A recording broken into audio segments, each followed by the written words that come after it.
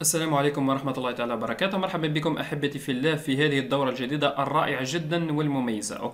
إذا اليوم سوف نبدأ إن شاء الله على بركة الله في شرح دورة جديدة وهي دورة الباشيل. أسهل، صدقوني، أسهل لغة برمجة في العالم، أسهل حتى من لغة البايثون. إذا سوف نقوم بأخذكم معنا في مشوار رائع جدا ومفصل جدا من الصفر في لغة الباش شيل. إذا كأول شيء، كأول أمر أو أول شيء سوف نقوم بالتعرف عليه هو الإيكو، وأيضا سوف نقوم بالتعرف على البرنتف. إذا الإيكو هي الأمر أو الشيء المسؤول عن الطباعة في لغة الباش شيل. وأيضا حتى البرنتف تقوم بالطباعة لنا في لغة الباش شيل، لكن بما أنه الاثنان تقوم بنفس الدور يوجد اختلاف طفيف جدا بينهم، سوف نقوم بشرحه. لنبدأ على بركة الله. أول أمر هو إيكو كمثال، من أجل طباعة كمثال سوف أقوم بكتابة أي نص هنا. I am learning bash shell. أنا أتعلم الباش شيل. لنجرب تشغيل السكريبت وسوف يقوم بطباعة لي I am learning bash shell. الطريقة سهلة جدا. يمكنك بالطبع كما تشاهد هنا أنا قمت بإنشاء سكريبت بلغة الباش، أو يمكن القول عنها أداة بلغة الباش، أو يمكن تسميتها كما تريد. لكن دائما تأكد في الأخير أنك تعطي اسم السكريبت الخاص بك نقطة CH. صيغة ال CH. باش دوت سي اتش. ايضا يمكنك بالطبع تطبيق هذا الشرح سواء على هاتفك او على الحاسوب الخاص بك. لانه يمكنك بالطبع القيام ببرمجه سكريبتات عملاقه جدا وكبيره جدا في هاتفك، سواء ان كنت تستعمل لغه البايثون، باش، HTML، PHP، اي لغه اخرى يمكنك بالطبع القيام بالبرمجه على هاتفك. كما تشاهدون فهنا عند قيامي بكتابة echo I am learning bash قام بطباعة لي النص الخاص بي بدون أي مشاكل. I am learning bash shell. أيضا أحبتي في الله يمكنك استعمال السنجل كلوت من كلتا الجوانب. ها هو السنجل كلوت هنا والسنجل كلوت هنا. عليك دائما عدم النسيان والتريث وأنت تقوم بكتابة السكريبت الخاص بك، لأنك ربما قد تنسى سنجل كلوت او دبل كوتيشن من كلتا الجوانب. لنقوم بالتشغيل. سوف يقوم بطباعة لي نفس الشيء I am learning bash shell. اذا فقد تعرفنا على انه يمكنك باستعمال هذه الدالة القيام بطباعة اي نص تريد. وهنا يمكنك وضع السنجل كلوت او وضع الدبل كوتيشن بطبع من كلتا الجوانب، وسوف يشتغل معي السكريبت بدون اي مشاكل. لنقوم بالتشغيل مرة اخرى. كما تشاهدون هو I am learning bash shell. اذا يمكنك القيام بكتابة الدبل كوتيشن، هذه الدبل كوتيشن، او السنجل كلوت، او يمكنك الاستغناء عنها. لكن لا تنسى بالطبع حذاري أن تقوم بكتابة هكذا سنجل كلوت واحدة من جهة وهنا ليست موجودة، أو تضع هنا 2 وهنا 1. هذا كله خطأ. أو تضع هنا 2 وهنا تنسى. حذاري عليك التريث كما أخبرت، التريث وأنت تقوم بكتابة السكريبتات أو البرامج الخاصة بك. إذا فهذه الإيكو هي الشيء المسؤول عن طباعة لنا النصوص أو أي شيء نريد بطباعته، سواء رقم أو حرف أو أي شيء. يمكنك حتى إضافة الأرقام في لغة الباش. عند التشغيل سوف يشتغل معنا أيضا بدون أي مشاكل. هو قام بطباعة لي النص الذي هو string، عبارة عن string، وهذا الرقم. إذا نمر إلى البرنتف حتى نقوم بشرحها. في البرنتف أحبتي في الله أنت ملزم بكتابة لو قمنا بتشغيلها هكذا سوف يطبع لي خطأ. لأنه هنا عندما تستعمل البرنتف أنت ملزم بوضع هذه السنجل كلوت من كلتا الجوانب أو دبل كوتيشن. يمكنك وضع الدبل أو السنجل كلوت. لنقوم بالتشغيل ونكتشف ما هو الفرق بين الإيكو والبرنتف. إذا هنا في البرنامج لم يقم بإظهار لي الخطأ الذي قمت بارتكابه هنا. يوجد كما أخبرتكم يوجد اختلاف طفيف جدا بين الإيكو وبين البرنت.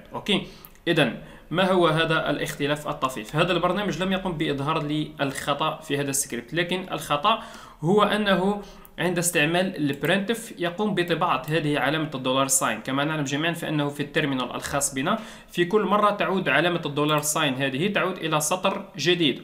لكن هنا عندما تستعمل البرنتف هذه علامة الدولار ساين سوف تأتي ملتصقة هنا. تأتي ملتصقة بهذه الآل، تأتي هكذا الطباعة، تأتي هكذا، يقوم بطباعة لنا هكذا، لا يقوم بإعادة الدولار ساين إلى سطر جديد، لا، من المفترض أن يقوم بإعادتها إلى سطر جديد، أوكي. لكن في البرنتف لا يقوم بإعادة علامة الدولار ساين إلى سطر جديد، لكن أنت من المفترض أو يجب عليك القيام بإعادتها إلى سطر جديد، أوكي. لذا الحل سهل جدا، أوكي. الحل هو أنك طول حياتك، عليك استماعي جيدا، طول حياتك وأنت تستعمل البرنتف قم بكتابة الباك سلاش مع الآن، أوكي. الباك سلاش مع الآن تعني أنه سطر جديد، نيو لاين، سطر جديد، أوكي.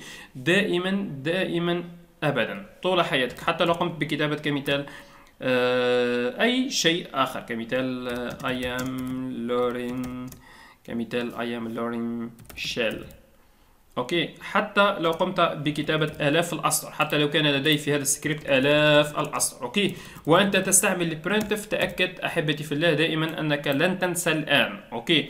الباك سلاش مع الآن أو الفولورد سلاش مع الآن، اوكي. وهنا كما أخبرتك يمكنك وضع الدبل كوتيشن أو سنجل كلوت، اوكي. يمكنك، أنت حر بالطبع، يمكنك هنا استعمال سنجل كلوت واحد، وهنا واحد، وهنا اثنان، وهنا واحد، يمكنك. المهم عليك تطبيق المثل على كلتا الجوانب، اوكي. هنا استعملت واحدة، هنا استعمل واحد، هنا استعملت اثنان، هنا استعمل اثنان، اوكي. حتى لو كان لديك مثال أسطر أخرى، اوكي. هكذا يمكنك فقط الانتباه، اوكي. يمكنني هنا أيضا استعمال هنا واحد، وهنا واحد، هنا واحد، واحد، اثنان، اثنان، اوكي. أنت حر. المهم في البرنتف لا تنسى هذه السنجل كلوت او دبل كوتيشن، اوكي. حتى لو قمنا بتشغيلها سوف يشتغل السكريبت بدون اي مشاكل، سوف يطبع لي الأربعة أسطر هي الخاصة به، اوكي. اذا الشيء الذي اريد التنويه عليه انه عليك بطبع عدم نسيان هذه السنجل كلوت او دبل كوتيشن، وعليك ايضا عدم نسيان هذه الباك سلاش مع الان، اوكي. أيضا بخلاف ذلك يوجد شيء آخر، نترك هذه الآن كما هي. يوجد أيضا الباك سلاش مع التي، أوكي. الباك سلاش مع التي، إذا الباك سلاش أحبتي في الله مع التي تعني تاب، أوكي. تاب، ها هي تاب التي هي موجودة في الحاسوب، في لوحة المفاتيح الخاصة بالحاسوب، أو في لوحة المفاتيح الخاصة بالهاتف، وهو ذلك السهم الصاعد إلى الأعلى، أوكي. إذا هذا الطاب الذي عندما نقوم بالضغط عليه في الحاسوب يقوم بوضع لنا أول حرف أو أول حرف، بعد الضغط على ذلك السهم الكبير يقوم بكتابة لنا أول حرف بأحرف كبيرة، أوكي. أظن أنكم فهمتموه السهم الذي أنا أقوم بالتكلم عنه، أوكي. إذن فهنا في لغة البرمجة سواء في البايثون أو في الباش، التاب تعني أنك سوف تقوم بترك 4 مساحات، سوف يترك لدينا هكذا مساحات 1 2 3 4، أوكي. لنجرب تشغيل السكريبت، وهذه الباك سلاش تي سوف تقوم بترك لنا 4 مساحات كما تشاهد. هيا أحبتي في الله قامت بترك لنا 4 مساحات الخاصة بنا، لأننا كما أمرنا هنا قمنا بكتابة الباك سلاش مع التي، أوكي. أيضا يوجد شيء آخر أحبتي في الله، وهو الباك سلاش مع الإير، أوكي. الباك سلاش مع الإير يعني أنك ريموف، قم بمسح، أوكي. قم بمسح لي كامل النص الذي يأتي بعد الإير، أوكي. إذا هو سوف يقوم بطباعة لي فقط الباش شيل، أوكي. لنجرب التشغيل. كما تشاهد هو قام بطباعة لي فقط باش شيل، وقام بالتخلي عن النص الذي يأتي قبل الإير، أوكي، قبل الفولورد سلاش إير، أوكي. لذا فعليك القيام بحفظ هذه الأشياء، أوكي. سهلة جدا، أوكي. الإير والتي والآن فقط 3 أسطر، لن أقوم بشرحها أكثر لأنها سهلة جدا، أوكي. أيضا يوجد طريقة أخرى أحبتي في الله. ماذا لو أردت كمثال أريد أن أقوم بطباعة كمثال هذه السنجل كلوت، هذه كما تشاهد هنا أريد طباعتها، أوكي. هنا سوف يطبع لي خطأ، هنا لن أستطيع تطبيق هذه الطريقة، أوكي. لن أستطيع تطبيقها. لو قمت بالتشغيل انظروا ماذا سوف يحدث. I am learning bash shell، أوكي. إذا قام بتطبيق لي هذه الطريقة، لكن أحبتي في الله هنا كما تشاهد وكأنه النص، كما تشاهد هنا النص أظهر لي هذا الخطأ هنا، أوكي. لذا هنا لو كنت كمثال تريد، سوف أقوم فقط بتشغيل حتى أريكم الخطأ. انظر I am learning bash shell، لكن أنا أريد أن يقوم بطباعة لي هذه السنجل كلوت، أريد أن أقوم بطباعته هنا، أوكي. إذا هذا هو الخطأ.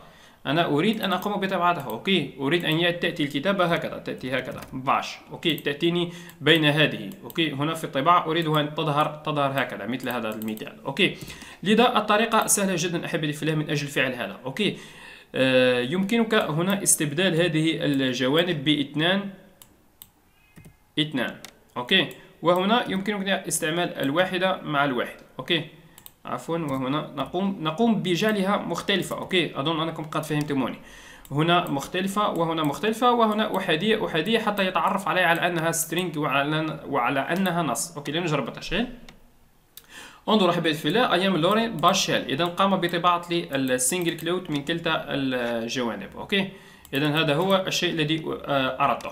لكن ماذا لو أردت طباعة هذه المزدوجة هنا؟ أوكي، سوف أقوم بنفس الطريقة، سوف أقوم بجعلها هنا مزدوجة هكذا هكذا، عفوا هكذا، وهنا علي أن أجعلها مختلفة، أجعلها كمثال أحادية. أوكي، هكذا، واحد هنا وواحد هنا. أوكي، إذا قمت بجعل هذه المزدوجات هنا في الداخل لأنني أريد طباعتها مع الباش، وهذه في الأخير أو التي في الخارج جعلتها مختلفة. أوكي، لنقوم بالتشغيل وسوف يطبع لي باش مع الدبل كوتيشن. كما تشاهد هو قام بطباعة لي باش مع دبل كوتيشن. أوكي، لكن ماذا لو أردت القيام كمثال بجعلها كاملة هكذا؟ أوكي، كما تشاهد هنا اثنان وهنا اثنان وهنا اثنان وهنا اثنان. لو قمت بالتشغيل لن يقوم بطباعة لي هذه الدبل كوتيشن. انظروا، أيام لورين باشيل لم يقم بطباعة لي الدبل كوتيشن، أنا أريد أن أقوم بطباعتها. كيف سوف أفعل؟ الطريقة سهلة جدا. انظروا ماذا سوف نفعل. سوف أقوم بكتابة هذه الباك سلاش هنا والباك سلاش هنا. أوكي، إذا سوف يقوم بطباعة لي طباعة رائعة جدا. سوف يقوم بطباعة لي أيام لورين باشيل بدون أي مشاكل. أوكي، مع هذه الدبل كوتيشن هذه سوف يقوم بطباعتها. أوكي، لنجرب التشغيل. كما تشاهدون ها هو أحبتي في الله قام بطباعة لي أيام لورين باشيل رغم أنني استعملت اثنان اثنان اثنان اثنان. أوكي، وقد قام بالتعرف عليها على أنها كاملة عبارة عن string. أوكي، إذا أرجو أن تكون الفكرة التي أريد القيام بإيصالها لكم قد وصلتكم. أوكي، يمكنك جعلها هنا مختلفة من كلتا الجوانب وهذه مختلفة، أو القيام بكتابة هذه الفولورد سلاش أو الباك سلاش. أوكي، يمكن تسميتها بكلتا الاسمان فولورد سلاش أو الباك سلاش. أوكي، انتهينا من شرح البرنتف والإيكو في لغة الباش.